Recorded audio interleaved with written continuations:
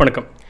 இன்றைக்கி 9th ஜனவரி யூஎஸோட commerce secretary Lutnick அப்படிங்கிறவங்க வந்து ஒரு பாட்காஸ்ட்டு பேசும்போது இந்தியா கூட நடக்கிற ட்ரேட் டீல் பற்றி இன்சைடர் இன்ஃபர்மேஷன், அது உள்ளே என்ன நடந்துச்சு, அவங்கெல்லாம் என்ன பேசிக்கிட்டாங்க, மோடிஜி பற்றி என்ன சொன்னாங்க, அவங்க என்ன பண்ணாங்க, எதனால ட்ரேட் டீல் நடக்கலை அப்படிங்கிறதுலாம் கொஞ்சம் டீட்டெயில்டாக அந்த பாட்காஸ்ட்டில் அவர் பேசிட்டார்.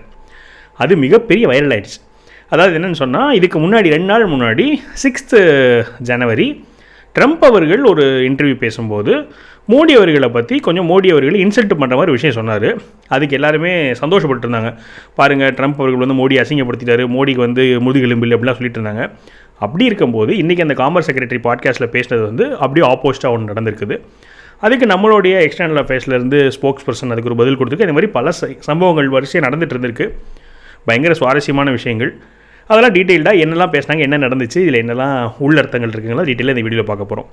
நான் உங்கள் மணியன் கோபி, நீங்கள் பார்த்துட்டு இருக்குது பாசிட்டிவ் பாலிடிக்ஸ். நம்ம சேனலில் டெய்லி காலையில் டொமஸ்டிக் பாலிடிக்ஸும் டெய்லி ஈவினிங் ஜியோ பாலிடிக்ஸும் பார்த்துட்ருக்கோம்.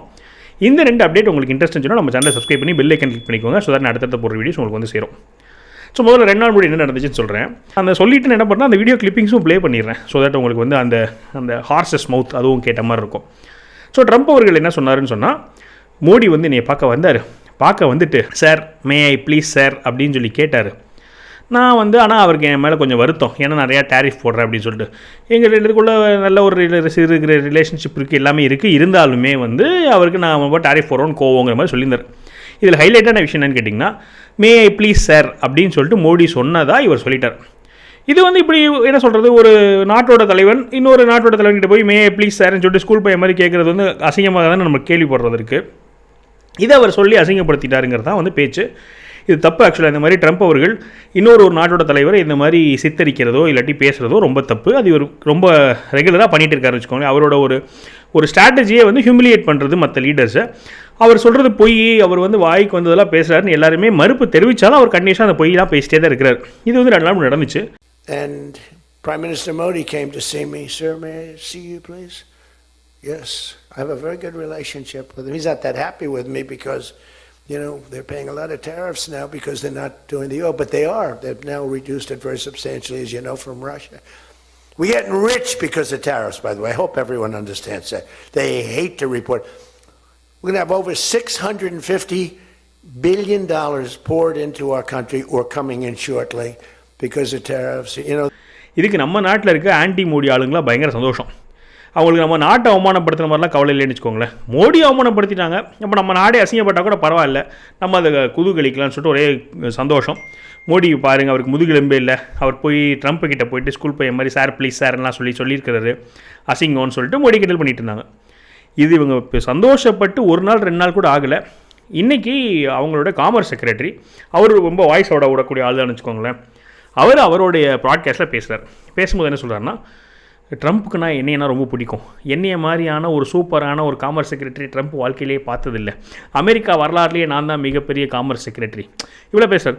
அது என்னன்னா, தலைவன் எவ்வளியோ மக்கள் வெளியுவாங்கல்ல, அப்போது அந்த ஒரு குணாதிசயம் அப்படியே பரவுது. இல்லை அதனால தான் அந்த மாதிரி ஆளுங்களை பிடிச்சி போடுறாங்கன்னு நினைக்கிறேன். தற்புகழ்ச்சி என்ன சொல்கிறது, காதே நம்மளுக்கு வந்து வலிக்குது, அந்தளவுக்கு தற்புகழ்ச்சி. அவங்களுக்கு எப்படி அதெல்லாம் வந்து ஒரு சங்கடமாகவே இருக்காதாங்கிற மாதிரி ட்ரம்ப்பும் சரி இவரும் சரி இந்த காமர்ஸ் செக்ரட்டரி அவ்வளோ தூரம் அவங்கள பற்றி பேசிக்கிறானுங்க, சிரிக்காம வேறு பேசிக்கிறாங்க. ஸோ அப்படிலாம் தற்புகழ்ச்சியாக பேசி முடிச்சுட்டு அப்போ அவங்க ஒரு இதுக்கு வந்துடுறாங்க, எக்ஸைட் ஆகிடுறாங்க. தன்னை பற்றி பேசணும் எக்ஸைட் ஆனோன்னே கடன் பேசுகிறாரு. என்ன பேசுகிறாருன்னு சொன்னால், நாங்கள் ட்ரேட் டீல் நாங்களும் அமெரிக்காவும் இந்தியாவும் நாங்கள் பேசி வச்சோம்.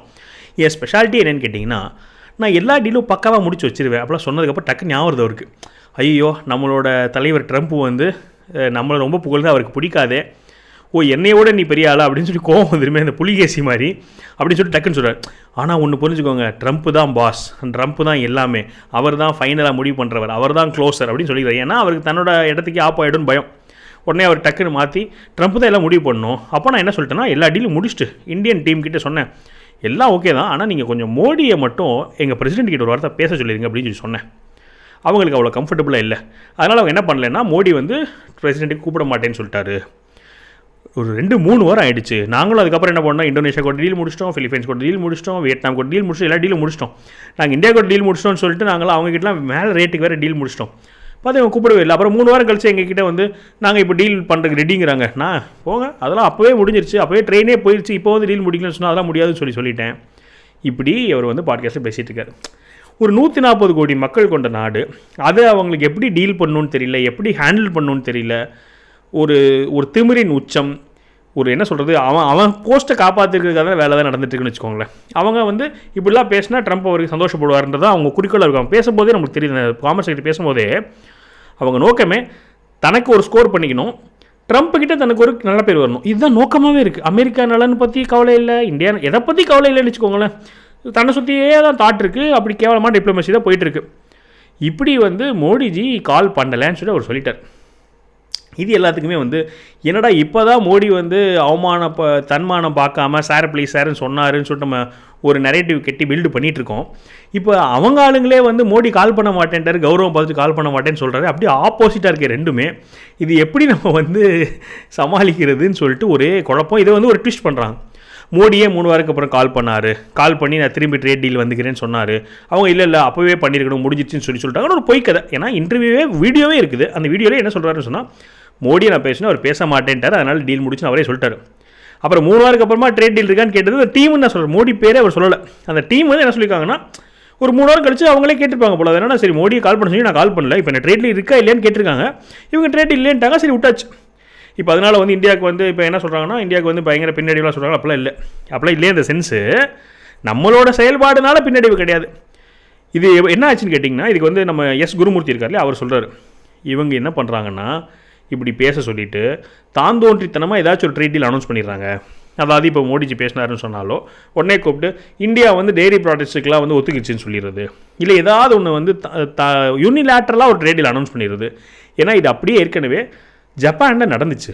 ஜப்பான் பிஎம் வந்து இந்த டீல் ஒத்துக்கிட்டாருன்னு சொல்லிட்டு ஜப்பான் பிஎம் வச்சுக்கிட்டே ப்ரெஸ் கான்ஃபரன்ஸில் பேசுகிறாரு. அங்கே என்ன கொலையாடி சண்டை மாதிரி அங்கேருந்து சண்டையாக போட முடியும்?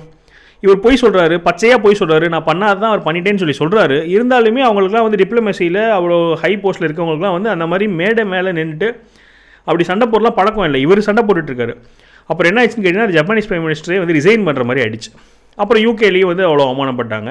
ஸோ இந்த மாதிரிலாம் ட்ரம்ப் வந்து ஒரு சூழ்ச்சி பண்ணுறாருங்கிறனால தான் மோடி என்ன பண்ணுறேன்னா, அவர் நேர்லேயும் பார்க்கல.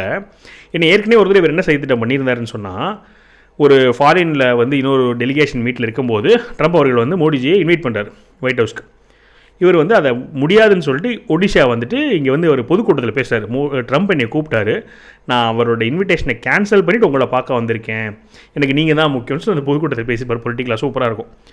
அது எதனாலேன்னு சொல்கிறாங்கன்னா, மோடிஜியை வர வைக்கும்போது அங்கே பாகிஸ்தான் பிரைம் மினிஸ்டரையும் பாகிஸ்தானோட ஆர்மி சீஃபையும் அங்கே உட்கார வச்சுட்டு மோடியை வர வச்சு அங்கே வச்சு ஒரு ஃபோட்டோ ஆப் பாருங்கள், நான் இந்தியாவை பாகிஸ்தானை சேர்த்து வச்சிட்டேன் அப்படின்னு சொல்லிட்டு அங்கே வச்சு ஒரு சீன் கிரியேட் பண்ணலாங்கிறதான் ட்ரம்ப்போட பிளானாக. அதை நம்மால் கண்டுபிடிச்சிட்டு, நீங்கள் தான் பிளானாக, அப்போ நான் வரவே இல்லை, நீ முடிஞ்சது பார்த்துக்கோன்னு சொல்லிட்டு வராமல் போயிட்டார். அதுக்கப்புறம் இன்னொரு மீட்டிங் கூட அவர் ஆன்லைனில் தான் அட்டன் பண்ணார். ஏன்னா ஒரு சிலரை வந்து என்ன தான் பண்ணணும்னு சொன்னால், நம்ம ஃபேஸ் பண்ணி சமாளிக்கிறத விட இக்னோர் பண்ணுறது தான் பெட்டரான டிப்ளமேசி. இது உலகெல்லாம் இப்போ புரிஞ்சிட்ருக்காங்கன்னு வச்சுக்கோங்களேன். ஏன்னா சொல்லுவாங்கள்ல, நீங்கள் வந்து பன்றி கூட சண்டை போட்டிங்கன்னா உங்கள் மேலே தான் சகதி ஒட்டும் அப்படிம்பாங்கல்ல. ஸோ இது அது அப்படி நான் டைரெக்டாக வந்து கோரிலேட் பண்ணிக்கல, பெரிய ஆளுங்க தான் எல்லாருமே.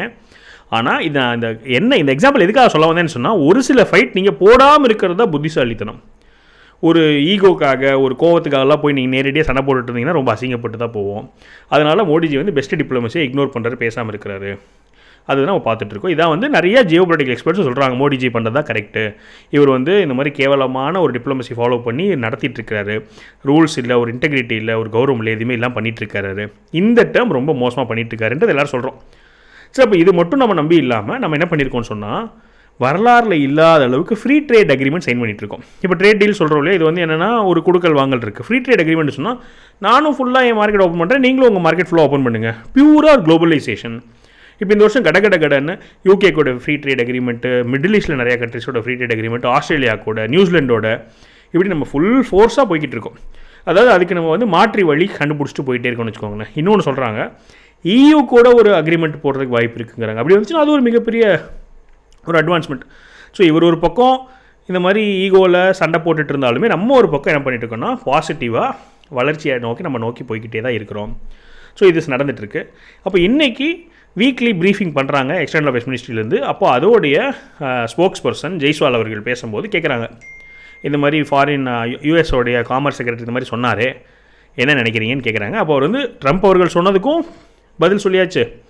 இவர் சொன்னதுக்கு என்ன பதில் சொல்கிறாருன்னா, ஃபர்ஸ்ட் ஆஃப் ஆல் தலைவர்களுக்குள்ளே எப்படி கௌரவமாக மரியாதையை பேசிக்குவாங்களோ அந்த நார்ம்ஸை தான் ஃபாலோ பண்ணியிருக்காங்க அப்படின்னு ஒன்று சொல்கிறார். அது என்ன சொல்கிறாருன்னா, இந்த சார் ப்ளீஸ் சார்லாம் சொல்ல கிடையாது, எல்லோரும் எப்படி கௌரவமாக கூப்பிட்டுமோ அந்த மாதிரி கூப்பிட்றோம். அது ஒரு பதில்.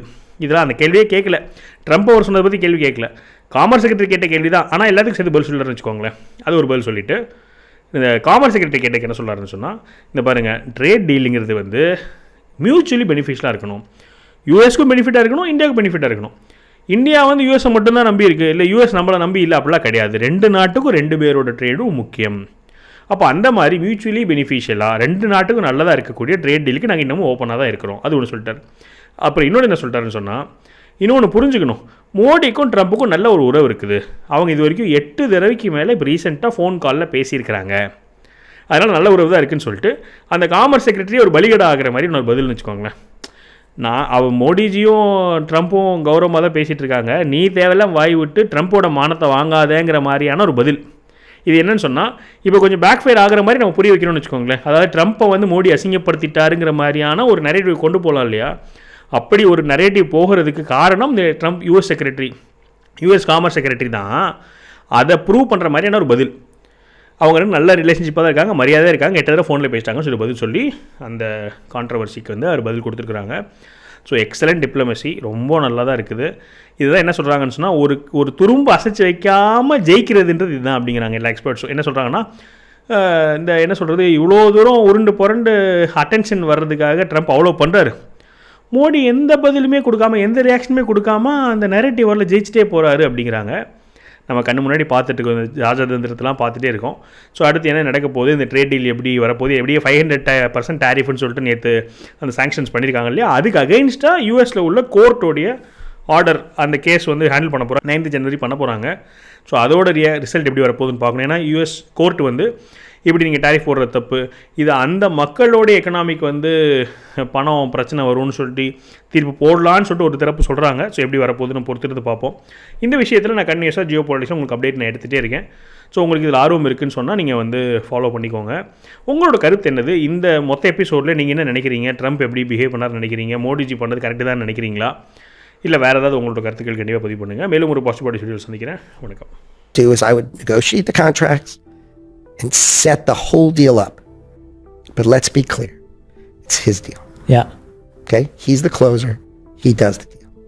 So I said, you got to have Modi. It's all set up. You have to have Modi call the president. And they were uncomfortable doing it. So Modi didn't call. Wow. So that Friday left. Middle of the next week, we did Indonesia, the Philippines, right? Vietnam. We announced a whole bunch of deals. Malaysia in that period. So we did these whole bunch of deals. So that's like, that staircase. and they were and because we negotiated them and assumed India was going to be done before them, I had negotiated them at a higher rate.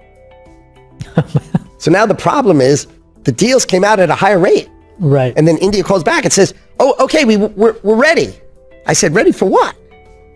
You know, it was like 3 weeks later. I go, are you ready for the train that left the station 3 weeks ago? So what happened is they just, you know, sometimes there's that seesaw.